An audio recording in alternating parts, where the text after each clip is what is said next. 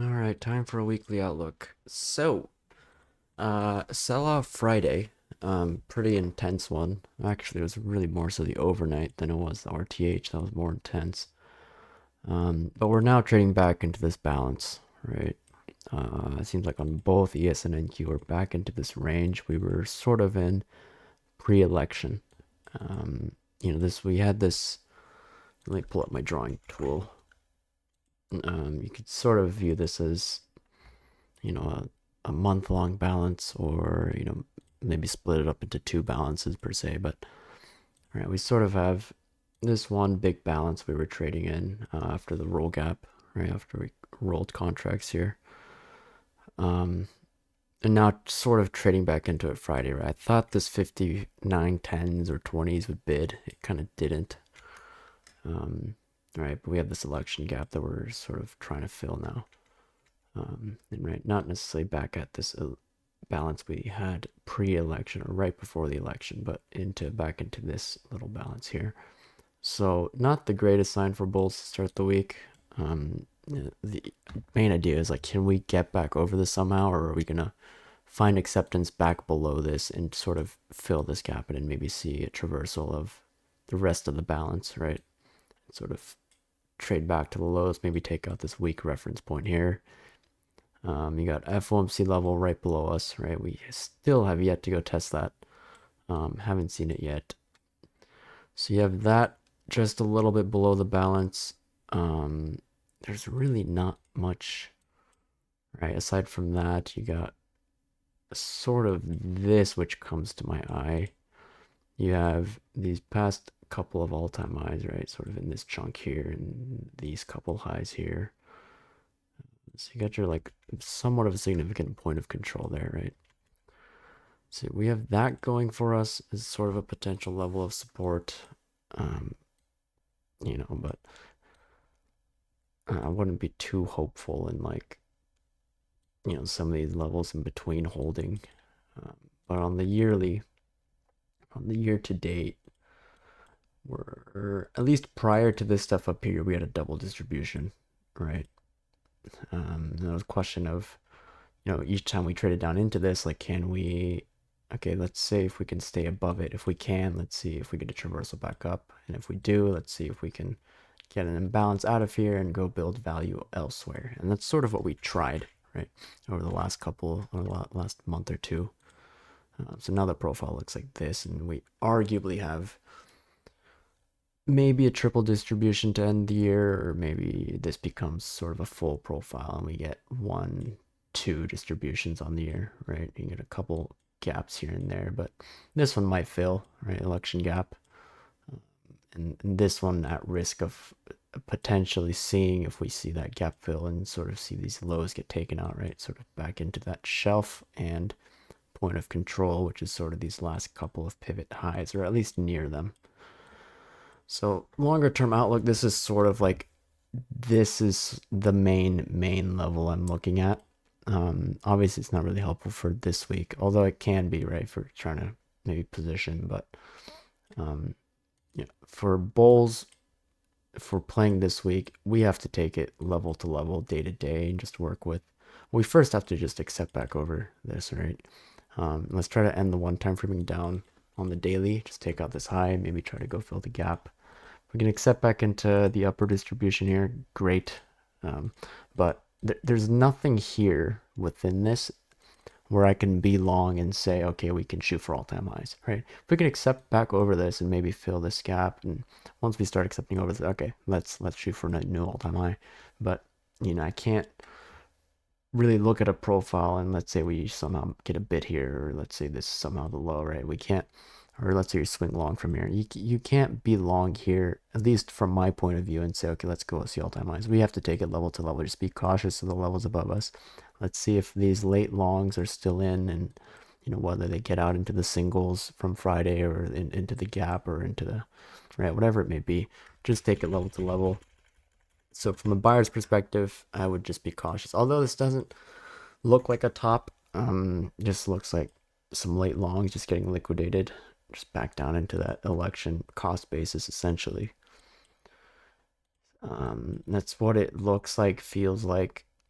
So I'd expect, some kind of buying to be seen once we fill the gap, and most definitely as we start trading down into this, right? But this is a long ways to go, a decently long ways to go.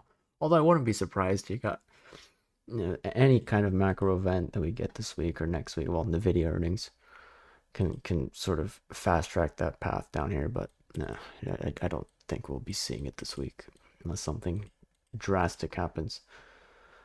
Shorter time frame, right? Really just looking at Friday's profile because the stuff down here is sort of not too many things we want to pay attention to aside from we have a big zone above us, 59.12, just sort of the shelf of this prior balance here. Prior all-time high at 25. Sort of lines up with the singles and poor structure of Friday. So I've just made that a zone sort of. And I'd be willing to work with either the two ends of the zones, right? 12 or 25. In terms of like an upside level, right? And as a permeable, I want to see value established back above this or this. Worst case scenario, maybe we just try to hold this lower distribution from Friday and try to build value above this and just keep it going slowly and steadily. Right? I just want to I just want to see value built back above this range, whether it takes a couple days, whether it happens in one day, who cares? I just want to see something, it could be an intraday move. We see one letter period come down into this and bid instantly. Let's try to get long. But, targets I'd just be careful of, right? Gap, that balance low, some shelves from that the balance, the 5-day balance above us. If we start breaking below Friday's low, I'd be very cautious. Just let us see the traversal of this balance, right? Most definitely down to here. Right, election gap is a little lower. Let me move this a bit. All right, so you have that area of balance we're accepting back into, at least as of Friday's close. Right, C, D, and E period look like they all rejected and established lower. So good sign if you're a seller. You want to be short into pops into this or failures into this and target, let's target that gap and maybe you see, I don't know if this is going to be too significant, but maybe an intraday move kind of thing off of this. But right, first big levels, gap into this. I would just say just this entire range here, I would be cautious initiating new shorts into, at least for the if we're trying to catch something intraday. If you're not in shorts already, or if you're looking for something Monday, I would work off of Friday's low and this lower distribution from Friday, right? So that's what we've got so far, at least going into early in the week. NQ, a little bit of a different story. We haven't really established too much. It's not like ES where it's like really clumped together. It's a little messy, with this previous all-time high. You got your sort of leaving an island up here. On the profile, we have that big shelf here at like 680s ish, 650s, right? It would also essentially be the one time firming down on the daily ending. So that'll be a big mark to get over for the buyers, right? Acceptance back above that. In terms of levels lower, I think this 260s, we've used the 260s in the past before, right? We have a couple pivot highs here, pivot high there for the gap down, right? High there, couple highs, session highs there, session highs, lows, a couple session highs there. So I think this will be an important pivot, at least the first big one down. But there's really nothing lower in NQ's profile that really like sticks out to me as like a level I want to dip by, which makes it a little tough. ES, we sort of had that one clear one, but NQ, I've just been struggling to sort of find that one level, right? Because I would like to keep the pattern of higher lows going into the end of the year. At least, at least on the yearly, I'd like to see this pattern of higher lows keep going. And although you have down to this last pivot low, I'd really hate it for these lows to go. So maybe you see some kind of like trend line bounce off of like 260s, or you get close to it. There's some weak reference points here. So maybe you go fill in this, but it's just, yeah, there's no level like below these 260s that I really want to get involved in, right? I mean, you have this one big area of value here on the year-to-date profile. On this leg up, right, it's sort of sitting, your main area of value sits here, sort of overlaps with this. Maybe we call it a double distribution on the year.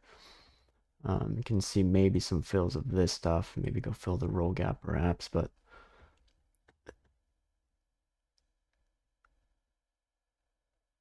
the one clear one's like probably a bit off of like this or this, but I don't know if I want to. I'd rather keep these lows and lows intact, right, just to be bullish into the end of the year. But I'd rather play NQ day to day. Yes, we have that one clear level. NQ, I don't. Typically I do every week, but 260s is going to be that one, and acceptance back below that, and it's going to be a rough ride. Right. Maybe not a rough ride, but at least for now, I don't know what I want to see or expect. So take a day to day on NQ. Well, same with ES. Buyers really have to take a day to day. Just need to start getting over some levels first. So smaller time frame, just working with Friday's profile. Big set of singles we're already trading into. Currently failing off of that. But main focus is probably going to be Friday's low, just to sort of keep that one time framing on the weekly intact.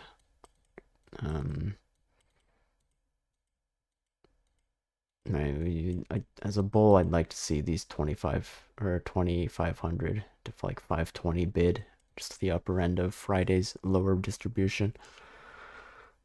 Doesn't look like a bottom, but you came pretty darn close to filling the gap. You got a shelf on the composite there, which is really nothing significant, I don't think. Yeah, not really. This is pre-election day and an election night gap. So yeah, it's really that 260s. That's that one big level I'm watching. Otherwise, it's probably gonna just trade down to this high volume node here. Right? Probably take out these weak lows. But yeah, as a perma bull, I have to take it day to day. I just want to see some more value established, or I want to see value established higher. Whether it takes a day, a week, let's try to get that established above Friday's lower distribution, and hopefully we can try to get something back over these 680s, right? This composite shelf, right? Some value back up into here.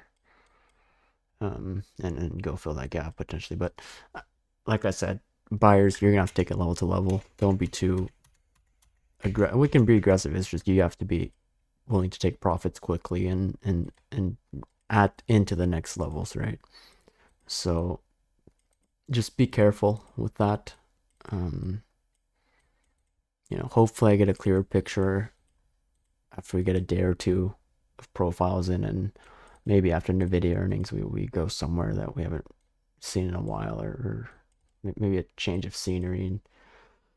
And we can discuss that then. But for now, to start the week, yeah, bulls level to level need more value established above, or in this case, like back above, rather.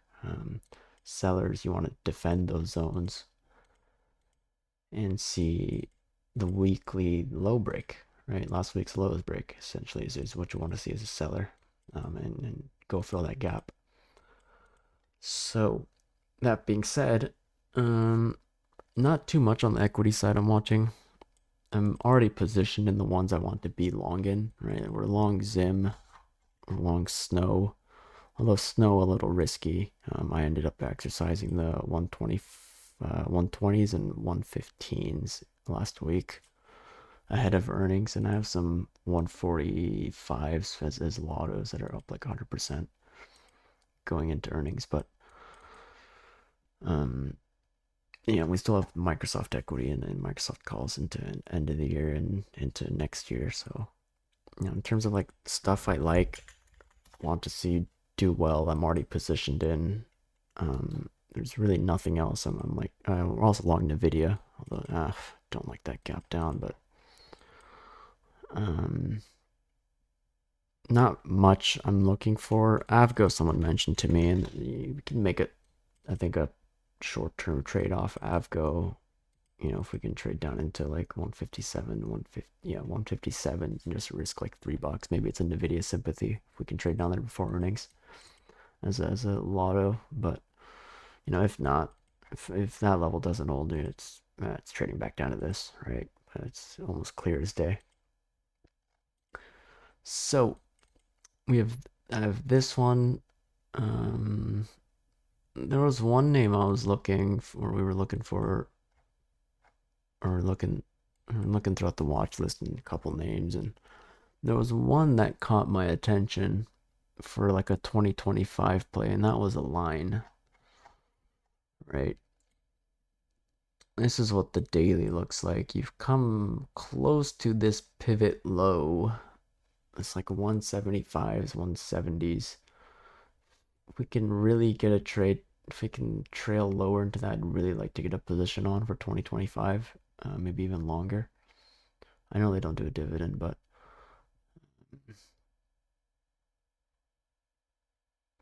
I like it as a level. I'll have to discuss with my father who works in medical devices, and maybe he can give me some insight on what exactly they do and sort of what kind of products they might be.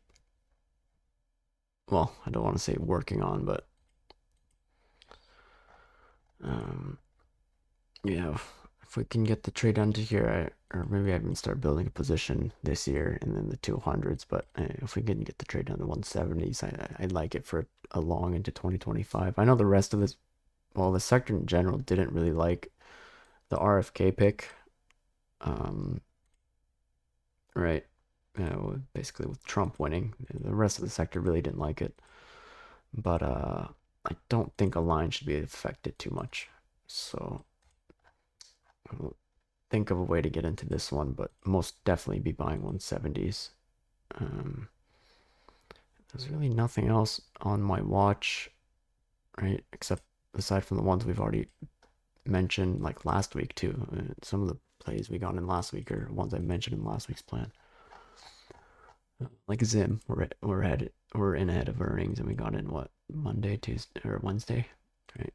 We actually got the earnings calls off. We actually got the calls off at 100%. At least I did. At least I got half of mine, so it's a free trade for me. Still hold equity at like 24.9. So a good spot for that. I think this can break out and start going. This typically isn't the type of trade I take. I typically don't trade breakouts, but I kind of liked it as a macro play as well for, I think, a short-term trade. I think this can work out really well. Oh shoot, there was one, someone mentioned a name to me. Shoot, what was it? Maybe I can go back in the chat and see which one it was. I really, really liked.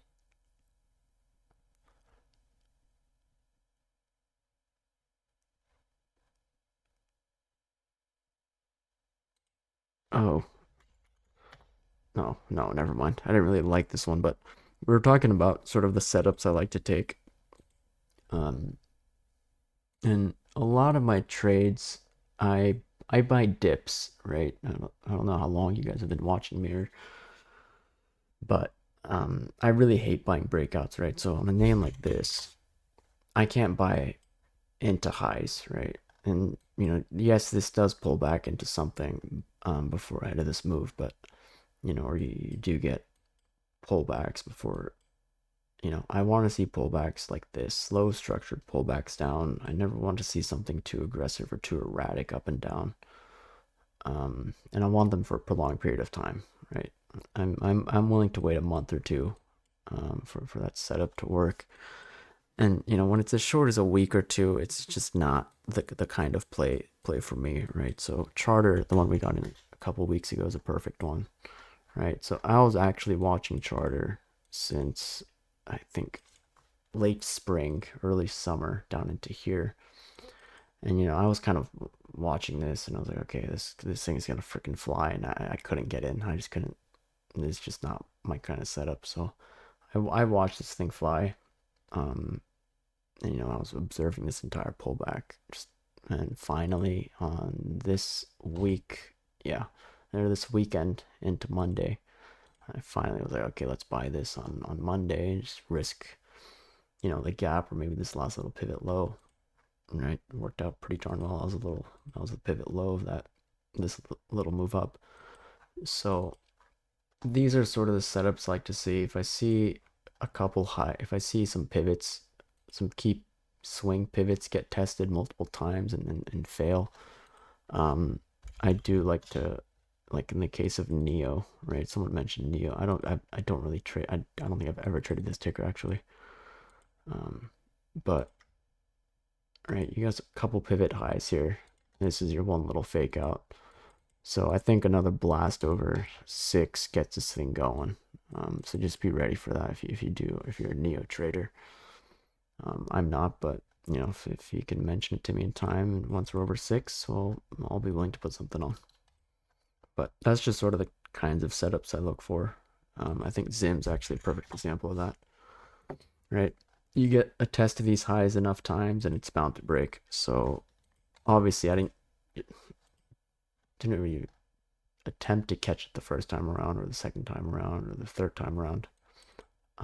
Finally, I think after Trump won, I was like, okay, this was sort of like a little bit of a macro play, like at least for a quarter or two, right? A couple shipping companies might do well if, let's say, Trump is being real about the tariffs. I think a lot of our big companies are gonna freaking stack inventory like crazy, right? If it does become a reality, maybe it doesn't, but who knows? That was just sort of in the back of my mind when I was putting that play on, and you also have the setup there of a couple highs getting, a couple swing highs actually getting tested. Fake out, right?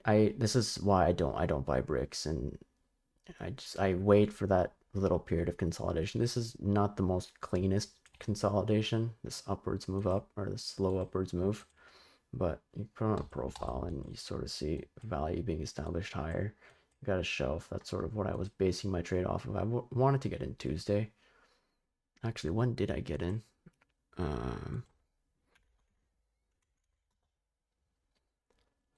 Oh, I got in on the 12th.